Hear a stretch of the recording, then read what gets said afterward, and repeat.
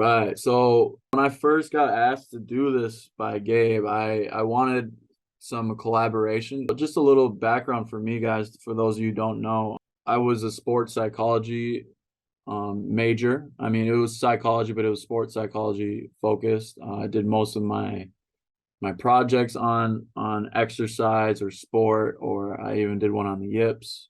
But I did ask for some collaboration on this, and Derek Sonmore offered me the five C's of execution, and I fell in love with it when the first read.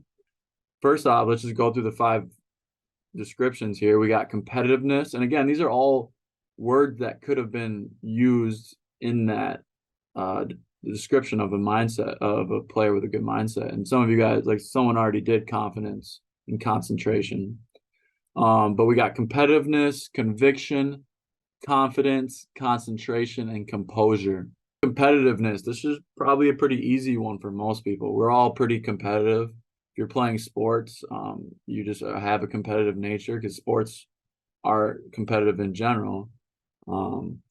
If you're like me, it kind of it overlaps into real life situations for things that don't really matter. But like, for example, if I'm playing ping pong with somebody and I'm not very good at ping pong, I'm still gonna be pretty competitive and I'm gonna want to win. And even though I don't really care about ping pong, but it's just that competitive drive in me. But again, it's always competing with yourself and others, wanting to be the best you can be to reach your highest potential. You cannot be a good athlete. You cannot be an elite athlete. You cannot make it to the next level if you don't have any competitiveness in you. It's something that is a given. And I'm assuming all of you guys are competitive. Conviction, we talk about this all the time. We'd rather you guys be decisive and wrong than to be indecisive and get lucky. Okay. We need conviction in your baseball movements. Every throw, every catch, and every swing has full passion and belief that it will be a good result. You have to be committed to your movements and stick with them for the long haul when you fully believe in them. For our more advanced guys, I've talked about it a little bit. Once you get to that advanced level, you kind of start going into different philosophies of hitting, right? You might have a leg kick, you might have a toe tap, you might have not much of a stride at all. It's whatever your philosophy from there is, and it has to work for you, but you also have to give it a chance, right? You have to commit to a certain philosophy for an extended period of time before you start to see those results. So confidence here. You have the confidence that you belong and are capable of performing at an elite level. You truly feel assurance and have the ability to see and feel yourself doing it time after time. That's part of that visualization, seeing yourself do it. That's that positive self-talk. That's having that swagger, that cockiness while you're up to bat or when you're on the mound.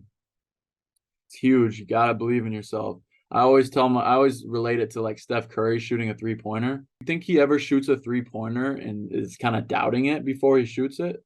Never, man. Every single three-pointer that he shoots, even if he has three guys on him, he has full confidence that it's going to go in. And that's just how you have to carry yourself in sports. It's hard to be successful without that. Concentration, we talked about that already. Concentrating on the task at hand. Your ability to stay focused on one pitch at a time, your ability to recognize and feel what your body is doing and moving without thinking about your mechanics. Okay. That's where that feel comes in. That's where, you being focused in practice, you're going to see those results in game. You're going to feel your swing and you're going to know whether it's on or whether it's off. And that takes a lot of concentration, and baseball is hard. Hitting is hard. Pitching is hard. The mechanics are hard, and you need that concentration in order to be successful with these mechanics. Composure. This is your ability to remain relaxed, calm, and maintain control over, some boiling emotions. If you cannot be at ease and stay smooth, both in your mind and your body, you cannot consistently perform at your highest level. This is your ability to stay neutral, never too low, never too high. So that's that thing that I was talking about before, where I don't force myself to be positive, but I don't allow myself to be negative. Okay. I've heard it a lot from coaches is that baseball players don't have feelings when they step on the diamond, when they step on the field. They don't have feelings anymore. You're just neutral. You're almost a robot. That's hard to expect of all you guys. We are still human. You still make your mistakes, but you're performing at a high level when you are composed and you're never too high, never too low. Okay. Best players have the ability to consistently execute their role, whether it's pitching, hitting, fielding, or base running. If you are able to perform at your highest level on a consistent basis, that usually means you are mastering these 5 C's of execution. Okay. And if something's going awry, if you're misfiring, your swing is off, it is usually a breakdown in these 5 C's. Okay. And again, I want you guys to remember that to trust the process. I always think of Joel Embiid. I don't know if that makes sense to you guys, but that's the Sixers motto, is to trust the process. But the result is not the most important thing. Sometimes you're going to line drive your highest exit velo right to the center fielder, and you did your job, but baseball says you got out. Your batting average went down. That's baseball. That's why you got to trust the process and just not the results. If you make a good pitch and the guy somehow doesn't swing on a pitch that just goes off the corner, like, you executed a good pitch. It's not about the result there. If you worry about the process over the result, you will be successful and you will stay far more composed. So let's move on to purpose. Okay, what is your why? What is your reason for playing baseball here? Why do you feel the way you feel about certain things? And then it's kind of like your overall purpose in life. And that's kind of a hard thing to think about as a 13-year-old. As an 18-year-old, it's kind of a scary thing because you're almost being forced to move on and be an adult and figure out what you're doing in life. But it is an important question to ask yourself, like, why you're doing something. What do you want out of life? What is your future? What does your ideal future look like? These are all important while you're going through this journey and this process of getting better at baseball. Let's boil it down. Hey guys, just with baseball, why do you guys play baseball? Let's light up the chat here. Some reasons why you guys play Love it. baseball. Thank you. But I agree. I'll tell you what, I played baseball because my dad played baseball and his dad played baseball. And it's just always been in my family. Um, I've always enjoyed it. The reason why I keep going back to baseball, the reason why I still play town ball is because every single time I hit the ball in the sweet spot on a wood bat, it's literally the best feeling I've ever felt in my life. And that's my drug. That's my drug of choice. That's what I'm addicted to. And it's that feeling of the ball just bouncing off a wood bat. There's nothing better in my eyes. And that's why I keep going back. I just think it's important to understand your why. I think it's probably a good idea to write it down. Playing for your teammates, having fun. I love it. Love it. But this kind of goes into like the goal part, and we're gonna get to the goal setting in a second. But write down your why, write down your dreams in baseball, both big dreams and the short-term dreams. Yeah, so we want to learn the difference between motivation and discipline so you can master the art of training for your sport. Yeah, we already wrote down our overall purpose here and that meant to be for baseball. So we did a good job there. Make your parents proud. I love it. That's one of my favorite ones. Okay, so let's talk about motivation and discipline. We're moving on here. This is something that I struggle with every single day. I sometimes, not all the time, sometimes I'm disciplined, but sometimes I only do the hard stuff like going to the gym, eating the protein I need to eat, meal prepping, all that stuff, cleaning up after myself, making sure everything's tidy around me. I usually wait till I'm motivated to do those things. And if I only did those things when I was motivated, I would have the messiest room of all time. I would not be in shape. I would have no muscle. I would not be good at any of these sports because I wouldn't do it. I would do it once a week if I only did it when I was motivated. Okay. So I looked up the actual definitions of here. Motivation is the general desire or willingness of someone to do something, and discipline is training oneself to do something in a controlled and habitual way. Habitual just means consistently day after day. You will not always have the motivation to train for your sport because motivation is fickle. It comes and goes. Discipline is rigid. It is always there. Discipline is not easy. With discipline, you can learn to love the journey of improvement. Discipline is willpower and sticking to a routine and staying on path of achieving your goals. And without discipline, I mean, guys, you're not going to get to where you want to be. If you don't discipline yourself, you won't work hard enough. You have to do stuff even when you don't want to do it, and you will feel so much more like proud of yourself when you go to the gym or you go to a training session when you don't want to, and you will be very proud of yourself. And sometimes some of my best leg days in the gym, because I hate leg days, I never want to do it. Some of my best leg days were when I had zero motivation to do it, but I had the discipline and I went anyway. I was thinking about ways to, get out of it with my trainer, like sending him a text, like an excuse of why I can't make it, like my car shut down or whatever. But when I did go in those situations, man, I had some of the best leg workouts of my life, and I was really proud of myself for that. Um, so motivation is it's still a powerful tool.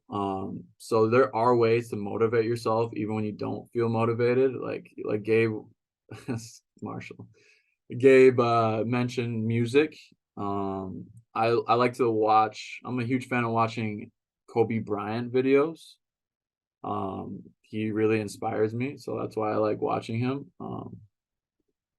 I have a 3-minute video. Gabe, what do you think? Should I play this 3-minute motivational baseball video? Absolutely. I haven't seen it. Let's get it.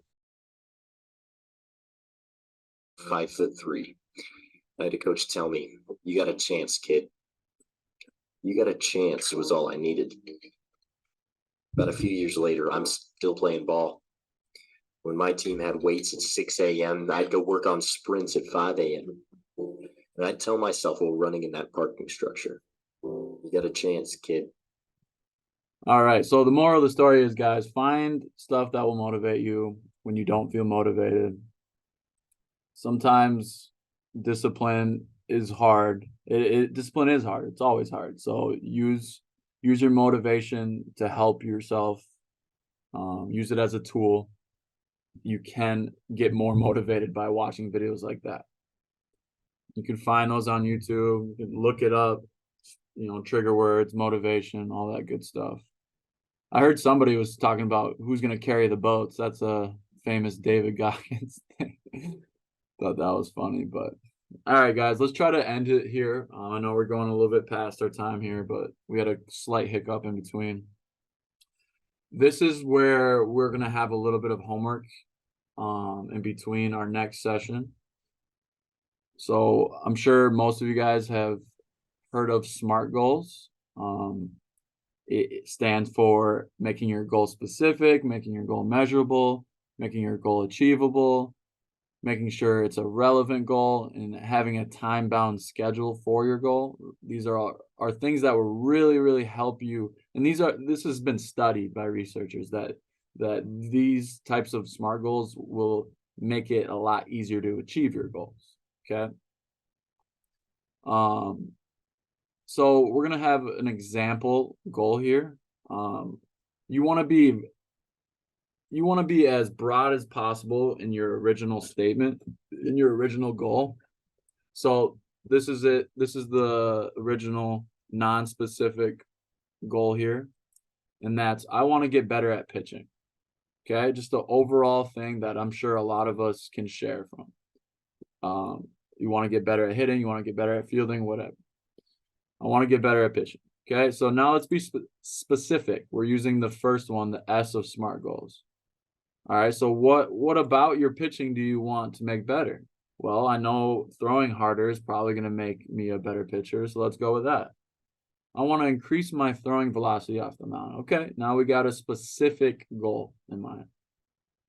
How are we going to be able to measure these goals? Not every one of your goals is going to be easily measured. The more easier it is measurable, it's going to make this goal a lot easier to track. But for an example, let's say your goal is I want to get better at my mental skills. I want to have a better mindset. Okay, so you can be specific. What about your mindset do you want to get better at? I want to stay more positive. Okay, so you can measure that with how you could try and keep track of how often you're talking negatively to yourself or positively to yourself. Okay, I need you guys to kind of think out the box and use your problem solving brains here to help yourself with these smart goals. And again, we will help you with these. So if you can't figure it out, ask your parents first, ask one of your teammates first, and then you can text us if you have our number. But yeah, so let's move on. So that was specific.